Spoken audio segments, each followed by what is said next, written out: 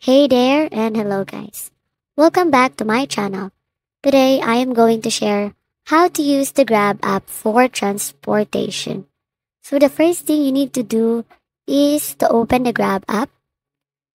After you open the Grab app, you will see a homepage of the Grab app.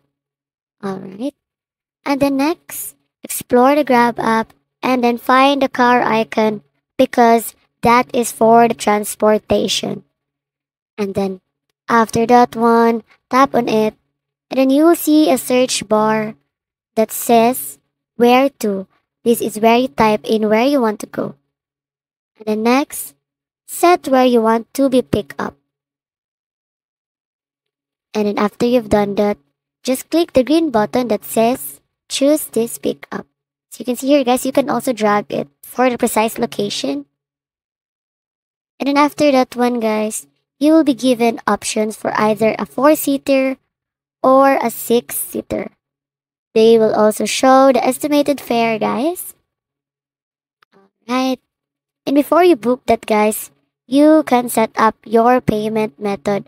Either you want to pay with e-wallet or cash. Then after that one, tap the green button again. And the Grab app will say, looking for a ride, which means it is looking for a nearby driver based on your location.